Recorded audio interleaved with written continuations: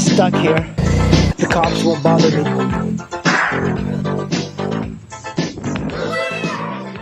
Hey guys, I got my Ninja 250 and you can see I have a hole here and it's a nail, and then I have another one. This looks very flat. This is almost reminiscent of a darkside tire. So what I'm going to show you in this video is how to replace a tire. You know, normally I would plug it, but since this tire is already very worn and very old, I have a new tire and I'm going to install it. So stay tuned. First thing you're going to do, there's a cotter pin here. You can see it. It'll just kind of come up.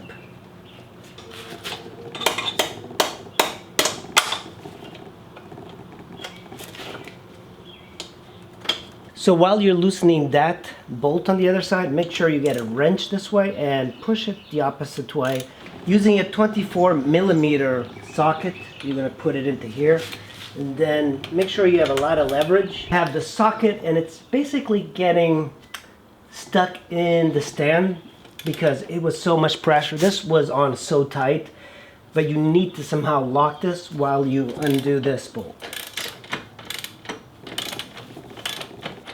This is a 24mm socket, and when you remove it, there's a 24mm bolt or nut, and then there's a washer.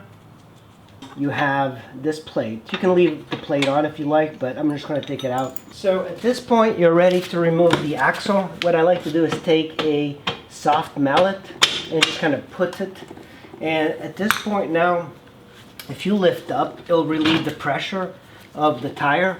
So if I hold up the tire here, I should be able to slide out the axle. So we're just going to put the chain over the swing arm, and then we're going to rotate the tire out. Have the tire off. This is the sprocket. I'm just going to pull it out, and we need to make sure that it's in good shape.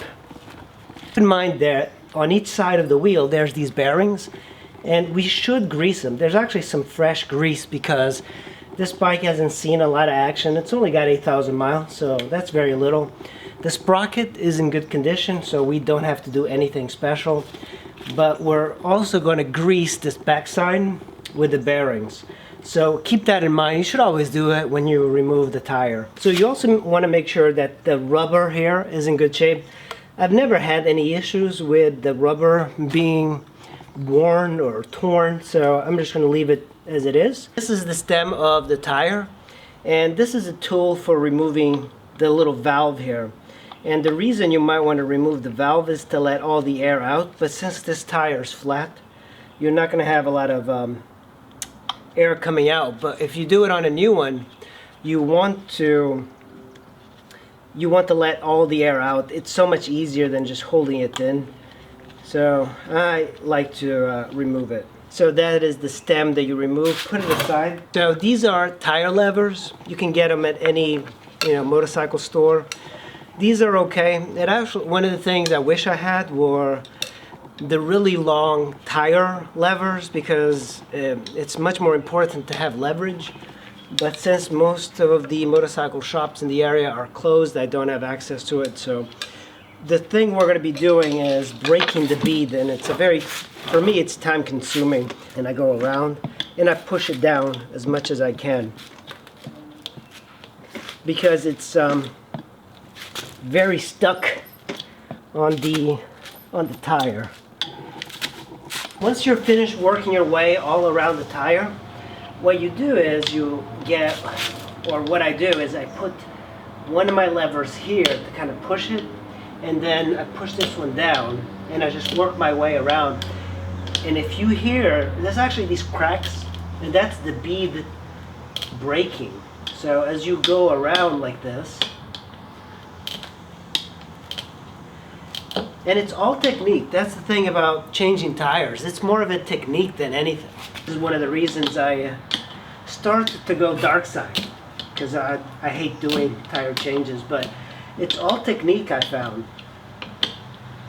I don't have a lot of great tools, but I do use the tools that I have, And this is the way I would kind of tear it up like this.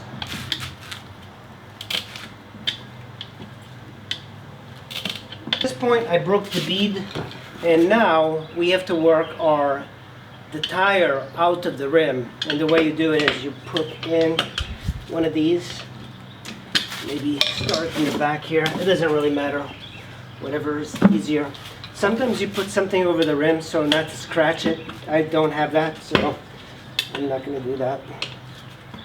It might take some time, but there we go. See, it helps to have two hands for this sort of thing. So now I put the other one in, push this, and work this. There we go. You don't want these to be flying in the head too. So here we go.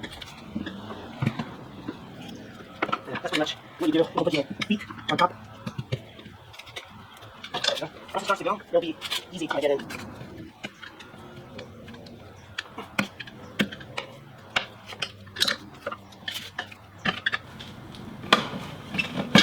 And that's one side.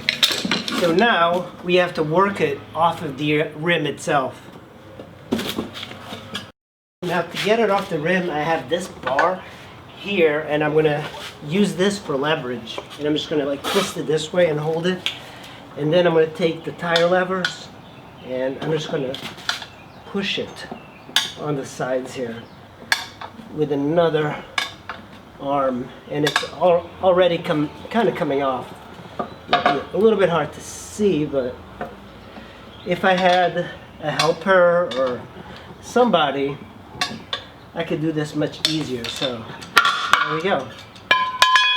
And here is the tire, and here's the rim. That is the screw that I got. So sometimes you get these screws and nails on tires, and this tire has got two of them. Going to the dumpster. If you guys want some old tires, let me know. Rim here, and make sure that you know the direction that the rim faces and it rotates, because the tire, there's only one way of installing it.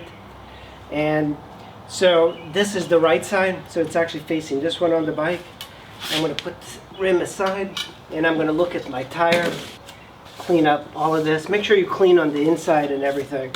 And there is an arrow that shows the direction that this rotates. So my arrow is going this way. So this is the orientation of it, and then there's the dot for the stem. You need to line that up with the stem of the rim.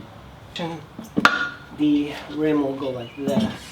So what I have here is just some soapy water, and I'm just gonna like put it all over the tire.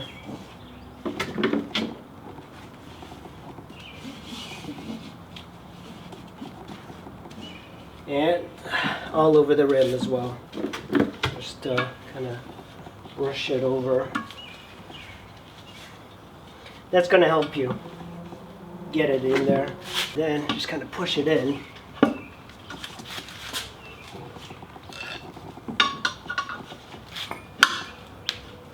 Take your tire tool and just kind of slide it in.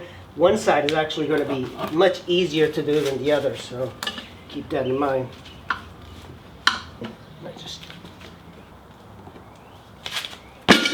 There we go.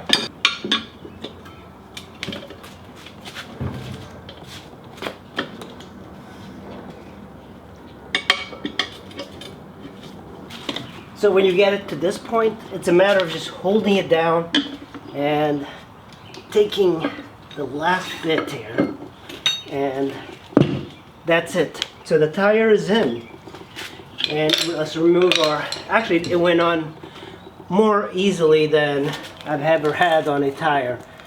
So we have our valve here. We are going to be fitting it back the way it was, so just put that. Take our tool and tighten it. We are ready to fill this up with air.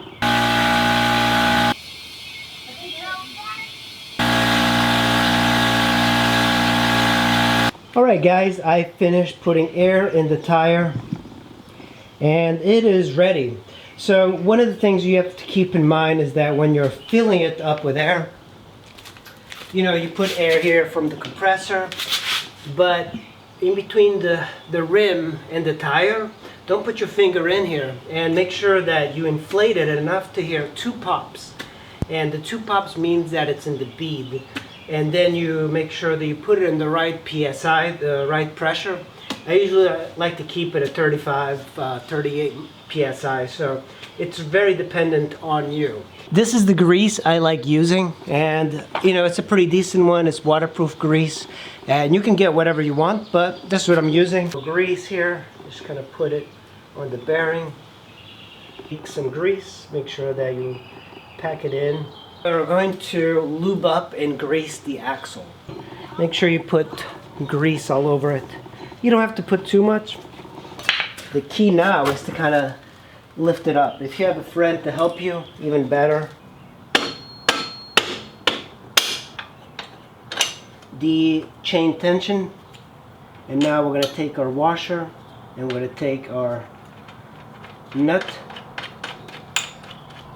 Chain is adjusted properly, and the way to do it is on each side of the swing arm there's a notch on this plate and there's notches on the swing arm, so the more you push, the more this goes backward. So if you needed to adjust the chain, you would tighten it and it would move backwards. You just have to make sure that those marks line up on both sides of the swing arm. You don't want it to be out of adjustment or skewed. I'm going to take this wrench and I'm going to tighten it. You don't have to make it too tight. Check your manual for the right tensioner. I just kind of go by feel. The cotter pin serves as a safety, so, and you can use different things. So you slide it in from the top like this. Because this is a new tire, it takes quite a bit of time to break it in, and usually for 100 miles or so I will ride extremely careful on this tire, because you know, potentially it has got like the oil from the manufacturers, the wax or whatever they put on it. And it's always good to ride for about, you know, 100, 200 miles very carefully and get to know the feel of the tire. I'm sure there's better ways of doing things. You should also balance the tire. I'm not going to do it in this video. Go out there and have some fun and be careful and don't crash. Thanks for watching. I will see you in the next video. Tire feels pretty good. You know, it feels like a new tire, which is exactly what I was looking for. I bought the tire brand new for 60 bucks from a guy on Facebook, so I want to go someplace where we know somebody who can plug us into the social pipeline.